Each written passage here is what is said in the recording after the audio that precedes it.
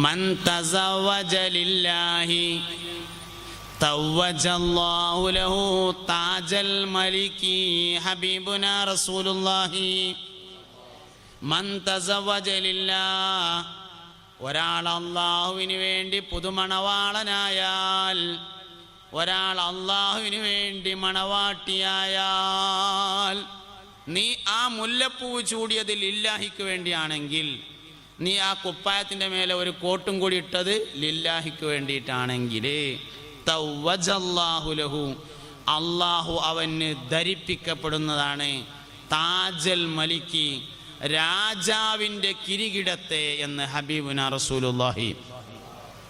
ഒരാൾ അള്ളാഹുവിന് വേണ്ടി കല്യാണം കഴിച്ചു, അതിൽ അവനൊരു കുട്ടിയുണ്ടായാൽ ആ കുട്ടിയുടെ ഓരോ ശ്വാസത്തിൻ്റെ എണ്ണം കണ്ടും മാതാപിതാക്കളുടെ ഏടുകളിൽ അള്ളാഹു ഹസനാത്തിനെ എഴുതി വെക്കുന്നതാണെന്ന് മുഹമ്മദ് നബി. എത്രയാണിപ്പോൾ അത്? കുട്ടി എന്ന് പറഞ്ഞത് മാതാപിതാക്കളെ സംബന്ധിച്ച് കുട്ടി മരിക്കോളം കുട്ടി തന്നെയാണ്, പ്രായപൂർത്തിയാവോളല്ല. വാപ്പാനെയും ഉമ്മാനെയും സംബന്ധിച്ച് കുട്ടി മരിക്കോളം കുട്ടിയാണ്, പ്രായപൂർത്തിയാകുന്നത് വരെയല്ല. ഒരാൾ അള്ളാഹുവിന് വേണ്ടി കല്യാണം കഴിച്ചാൽ അതാണ് നിബന്ധന. എന്തിനെ പെണ്ണെട്ടിയത് എന്നുള്ളിടത്താണ്. നീ കല്യാണം കഴിച്ചത് എന്തിനാണ്? നീ പുതുമണവാളനായത് എന്തിനായിരുന്നു? നീ മണവാട്ടിയായത് എന്തിനായിരുന്നു? ലില്ലാഹിക്ക് വേണ്ടിയാണെങ്കിൽ നിനക്കതിലൊരു കുട്ടിയുണ്ടായാൽ ആ കുട്ടിയുടെ ഓരോ ശ്വാസത്തിൻ്റെ എണ്ണം കണ്ടും മാതാപിതാക്കളുടെ ഏടുകളിൽ അല്ലാഹു ഹസനാത്തിനെ എഴുതി വെക്കുന്നതാണ്. റബ്ബനാ തഖബ്ബൽ മിന്നാ ഇന്നക അൻതസ് സമീഉൽ അലീം. ഇബ്രാഹിം നബിയുടെ ദുആണ്. ഒരുപാട് ദുആകൾ മഹാനവറുകൾ പഠിപ്പിച്ചിരിക്കുന്നു. അതുകൊണ്ട് നമ്മളെപ്പോഴും നമ്മുടെ കുടുംബത്തിൻ്റെ കാര്യത്തിൽ ആലോചന ഉള്ളവരാവണം. ആണും പെണ്ണും അങ്ങനെ തന്നെയാണ്. 3ാം ക്ലാസ് വരെ മാത്രം മദ്രസയിൽ പോയിട്ടുള്ള ഒരു എംടെക്കുകാരിയായ പെണ്ണിൻ്റെ കേസ് കഴിഞ്ഞ ദിവസം എനിക്ക് കൗൺസിലിങ്ങിന് വന്നു. മദ്രസയിൽ 3ാം ക്ലാസ് വരെ പോയിട്ടുള്ളൂ, എംടെക്കാണ്. മദ്രസയിൽ 3ാം ക്ലാസ് വരെ പോയിട്ടുള്ളൂ എന്ന് പറയുമ്പോൾ അതിലെന്താണുള്ളത്? ആ വീട്ടിലെ സംസ്കാരം എന്താണെന്ന് ഇന്ന് മനസ്സിലാവും. സംഭവം ഇപ്പം നേരങ്ങത്ത് പോയാലും 2ാം ക്ലാസ് വരെ പോയാലും മതി, കാരണം 2ാം ക്ലാസ്സിൽ നിൽക്കാനൊക്കെ പഠിക്കും. 3ാം ക്ലാസ് വരെ പോയാലും മതി, പോയത് നേരങ്ങത്തിലാവണം. പക്ഷെ 3ാം ക്ലാസ് വരെ പോയിട്ടുള്ളൂ എന്ന് പറയുമ്പോൾ ഒരു കാര്യം കിട്ടും, ആ വീട്ടിലെ സംസ്കാരം എന്താണെന്ന് കിട്ടും. അതല്ലാതെ വേറെന്താ കുട്ടി പഠിക്കുക? അതല്ലാതെ വേറെന്താ പഠിക്കുക? അപ്പോൾ കാര്യങ്ങളെ നമ്മൾ വൃത്തിയായി മനസ്സിലാക്കുക. കുടുംബജീവിതമാണ് സ്വർഗജീവിതം. സ്വർഗത്തിൽ ജീവിക്കുക എന്ന് പറഞ്ഞാൽ കുടുംബജീവിതം. സൂറത്തു യാസീൻ അത് പറഞ്ഞിട്ടുണ്ട്.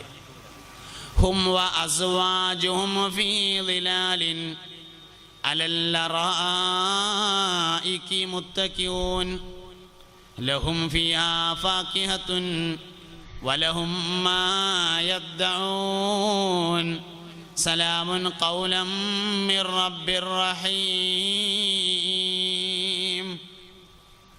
ഓലും ഓല പെണ്ണുങ്ങളും ഫീ ളിലാലിൻ പാർക്കില് അലല്ലറായിക്ക് കട്ടിലിന്മേൽ മുത്തഖിഊന ചാരിക്കിടക്കുന്നതാണ്.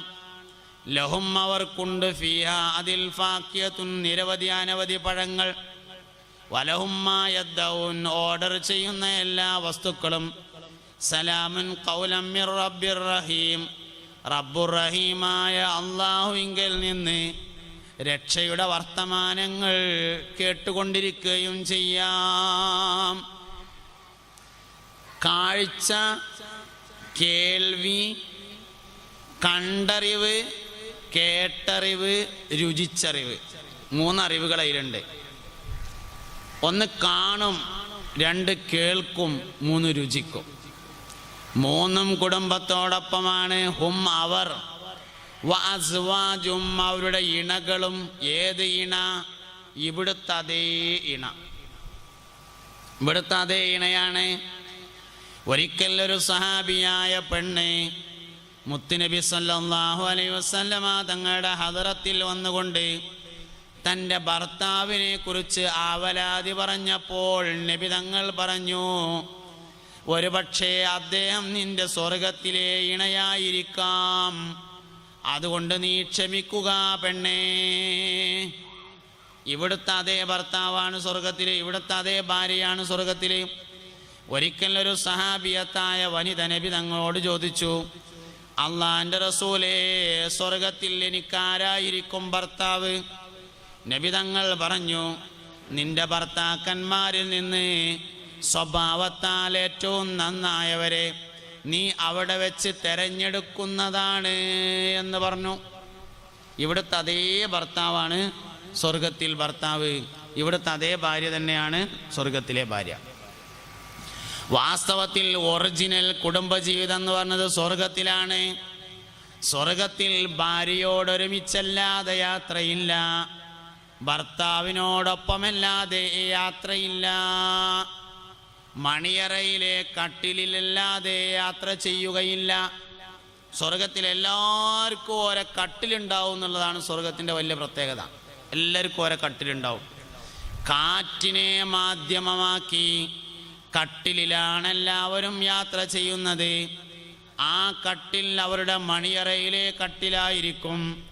അതുകൊണ്ട് തന്നെ ഭാര്യയാണ് യാത്ര ചെയ്യുന്നതെങ്കിൽ ഭർത്താവ് കൂടെയുണ്ടാകും, ഭർത്താവാണ് യാത്ര ചെയ്യുന്നതെങ്കിൽ ഭാര്യയും കൂടെയുണ്ടാകും. ഇങ്ങനെ യാത്രയുള്ളൂ. അതുകൊണ്ട് കുടുംബം എന്ന് പറഞ്ഞാൽ സ്വർഗീയ കുടുംബമാണ്, അല്ലെങ്കിൽ പിന്നെ നരകത്തിലെ കുടുംബമാകേണ്ടി വരും. സ്വർഗാവകാശിയുടെ ബന്ധുവാകാൻ സ്വർഗാവകാശിക്ക് മാത്രമേ അവകാശമുള്ളൂ. നരകാവകാശിയുടെ ബന്ധുവാകാനേ നരകാവകാശിക്ക് യോഗ്യതയുള്ളൂ. അതുകൊണ്ട് ഇബാദത്തുകളുടെ കാര്യത്തിൽ കുടുംബപരമായ ശ്രദ്ധയുണ്ട്.